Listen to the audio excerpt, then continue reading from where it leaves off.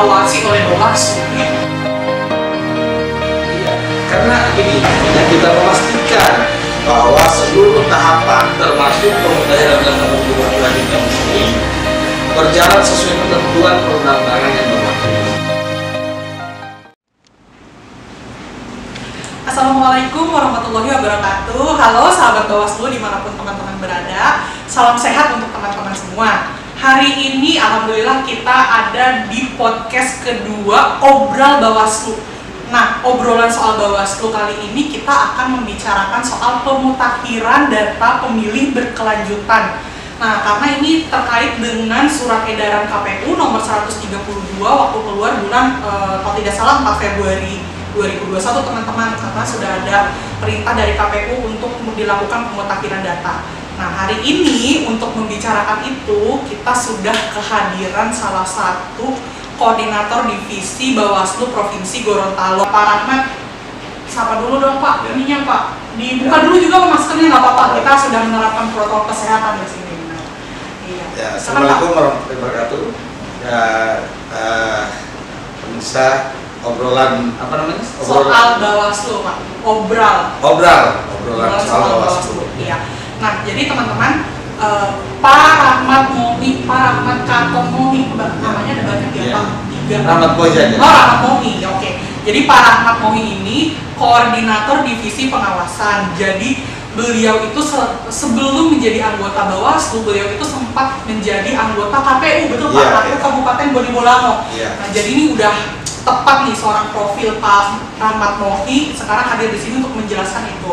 Nah Pak, jadi saya boleh langsung mulai depannya ya Pak sama Pak. Iya. Jadi saya tuh penasaran sih Pak, bukan mungkin selain saya, teman-teman di rumah sahabat Bawaslu juga penasaran sebenarnya maksud dari pemutakhiran data berkelanjutan itu apa nih Pak? Ada pemutakhiran, ada data pemilih, pemutakhiran data pemilih berkelanjutan itu apa sih Pak? Makhluk apa itu dia Pak? Jadi gini, data pemilih berkelanjutan itu maksudnya kan selama ini dari pemilu ke pemilu, dari pilkada ke pilkada, yang selalu salah satu yang selalu jadi persoalan dari para peserta pemilu itu soal DPT, daftar pemilih tetap. Bahkan sampai banyak sekali sengketa di Mahkamah Konstitusi hanya berkaitan dengan daftar pemilih ini. Jadi penyelenggara pemilu baik KPU maupun Bawaslu itu menyelenggarakan pemutakhiran data pemilih berkelanjutan itu tujuannya untuk supaya setiap tahun, setiap bulan, setiap tahun itu data pemilih itu terupdate sesuai dengan kondisi real terkini. Oh, oke. Kondisi real terkini itu maksudnya berarti bisa jadi kalau umur saya masih 16 tahun tiba-tiba udah jadi 17 tahun gitu ya Pak. Oh gitu. Ya, itu masuk kategori pemilih baru. Oh, itu pemilih baru. Potensi pemilih baru ya. Terus biasanya yang masuk dimutakhirkan data apa lagi Pak selain data pemilih baru itu? Ya, data pemilih itu banyak faktor, misalnya itu pemilih baru contohnya tadi orang yang tadinya sudah 17 tahun berarti dia masuk kategori pemilih baru. Kemudian juga ada pemilih yang sudah lama kemudian sudah meninggal dunia, itu juga otomatis kan dihapus dari daftar pemilih orang yang sudah meninggal dunia. Kemudian juga ada yang masyarakat yang punya hak pilih, kemudian dia sudah masuk menjadi anggota TNI Polri, nah itu juga dihapus dari daftar pemilih. Kemudian ada faktor lain, misalnya orang yang misalnya masyarakat Gorontalo yang pindah daerah ke provinsi lain, dengan ganti KTP, itu berarti dia akan jadi pemilih di daerah tujuannya, itu bukan lagi di daerah Gorontalo. Kemudian juga misalnya ada pemilih yang di luar daerah masuk ke Gorontalo, pindah ke Gorontalo, kemudian menjadi penduduk Gorontalo dengan mengupdate KTP-nya menjadi KTP beralamatkan Provinsi Gorontalo. Nah, itu dia juga akan jadi dimasukkan dalam DPT pemilih untuk Provinsi Gorontalo. Jadi memang banyak. Banyak, karena kan setiap hari, setiap minggu, setiap bulan itu pasti ada yang meninggal, pasti ada yang anggota TNI Polri yang sudah pensiun, otomatis kembali lagi hak pilih mereka. Mereka sudah masyarakat biasa, mereka kembali lagi punya hak pilih itu. Nah, tapi kalau dari Bapak cerita itu kan sebenarnya proses yang ada di KPU, dan saya dengar pun itu sebenarnya surat edaran dikeluarkan sama KPU. Pertanyaan berikutnya terus, kenapa Pak proses ini harus diawasi oleh Bawaslu gitu Pak? Iya, karena gini, sesuai fungsi yang diamanatkan oleh kewenangan yang diamanatkan oleh undang-undang kepada Bawaslu, yang namanya kan kita sebagai badan pengawas pemilu. Jadi seluruh tahapan yang dilakukan jajaran KPU sebagai pelaksana teknis itu kita harus mengawasi. Artinya kita memastikan bahwa seluruh tahapan termasuk pemutahiran data pemilu berkelanjutan ini berjalan sesuai ketentuan perundang-undangan yang berlaku. Ya, orang yang seharusnya diberi hak ya diberilah hak pilihnya. Orang yang tidak seharusnya diberi hak ya jangan kasih. Jangan ada di dalam daftar pemilih orang yang tidak berhak punya hak pilih ada dalam DPTS. Kemudian orang yang tidak punya hak pilih, yang punya hak pilih justru tidak ada dalam DPTS. Itu yang fungsi kita dalam mengawasi semua tahapan agar pemutahiran data pemilu berkelanjutan maupun seluruh proses tahapan untuk pemilu dan pilkada itu secara update terselenggara sesuai dengan ketentuan perundang-undangan yang berlaku.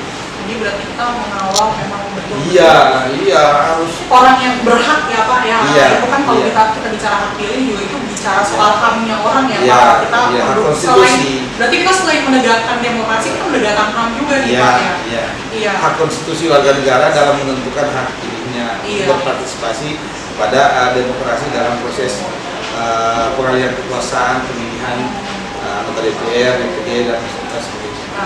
Nah, ini kan bahasanya itu kan pemutakhiran data berkelanjutan. Jadi kalau yang ada di pikiran saya karena bicara berkelanjutan dan pemutakhiran, berarti sebenarnya ada proses periode nggak Pak? Berapa lama dia selalu diupdate gitu Pak data-data ini? Ya, diupdate sih kalau sesuai yang sudah berlangsung selama ini ya tiap di kabupaten kota itu update-nya tiap bulan direkap di tingkat kabupaten kota itu tiap bulan. Jadi tiap bulan kita mendapatkan daftar pemilih tetap per daerah, per kabupaten kota yang terupdate di bulan itu. Kemudian diakumulasi per 3 bulan, nanti direkap lagi di tingkat provinsi per 3 bulan. Per 3 bulan. Ya. Jadi Bapak selaku prodi pengawasan dan tim melakukan pengawasan setiap bulan. Iya, otomatis teman-teman di kabupaten kota kan kita provinsi kita ngumpulin data-data dari kabupaten kota untuk diakumulasi di tingkat provinsi. Jadi data-data yang dari kabupaten kota itulah yang kita akumulasi di tingkat provinsi dan kita awasi jangan sampai ada pergeseran data yang yang tidak benar. Jadi harus kita kalau ada hal-hal yang mencurigakan atau yang kita lihat tidak sesuai ketentuan, ya kita sampaikan ke KPU ini loh hasil pengawasan kita ini yang tidak sesuai ketentuan. Kalau misalnya ada temuan kita di lapangan, misalnya ada yang sudah meninggal dunia tapi masih ada dalam DPT, kita sampaikan ke KPU agar ini memang benar-benar hasil dari DPT berkelanjutan ini memang benar-benar terupdate sesuai waktu yang berjalan. Ini Pak, kan tadi sebenarnya SE-nya dari KPU, Bawaslu sendiri kan memang ini sudah menjadi tupoksi Bawaslu karena ini bagian dari proses atau tahapan pemilu.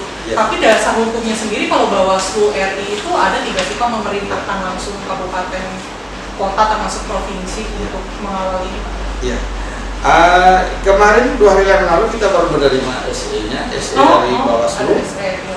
Sudah nomor 13 tahun 2021 tentang pelaksanaan pengawasan daftar pemilih berkelanjutan.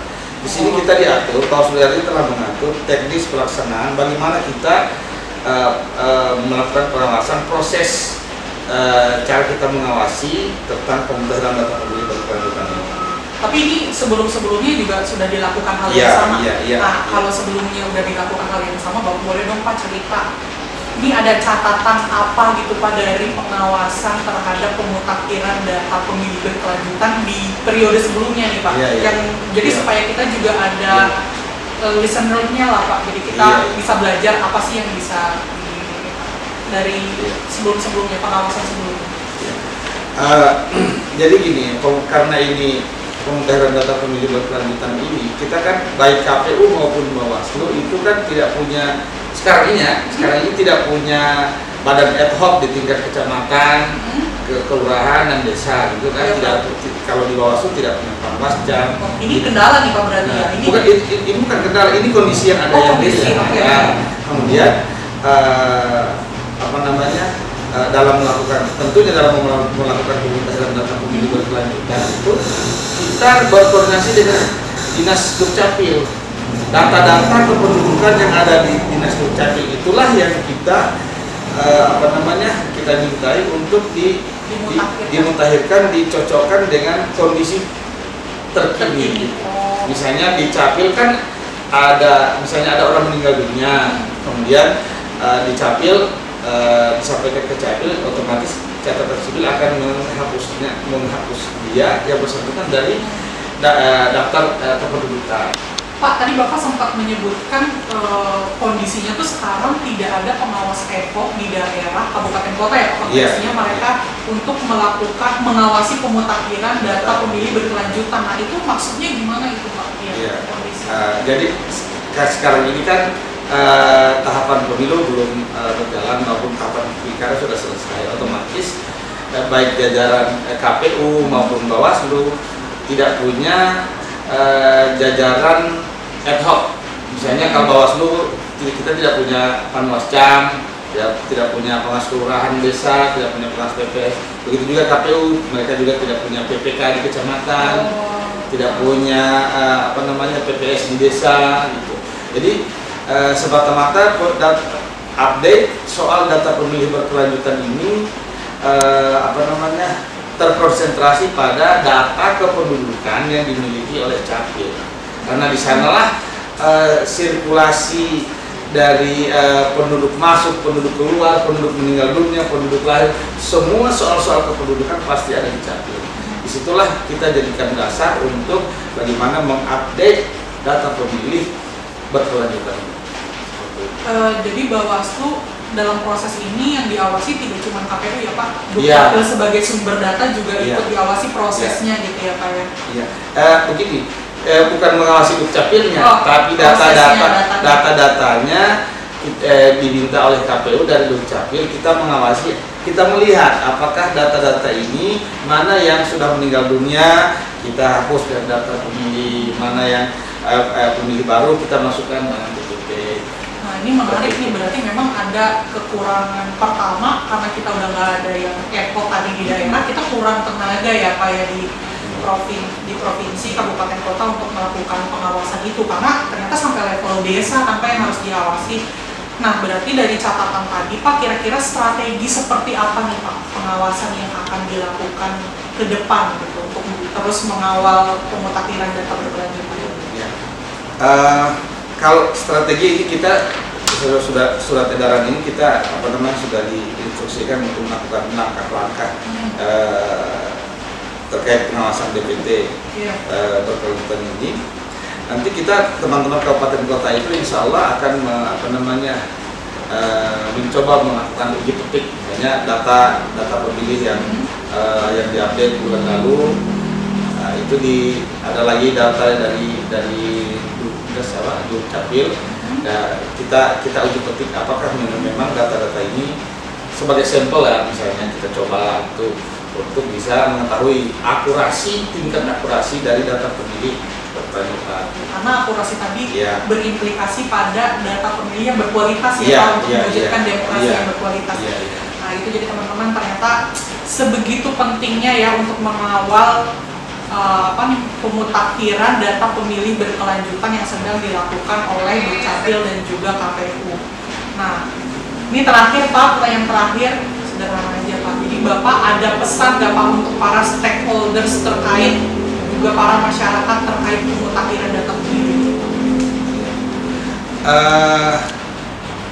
harapan saya untuk terutama untuk masyarakat ya, artinya setiap masyarakat ya identitas kependudukan juga harus jelas. Misalnya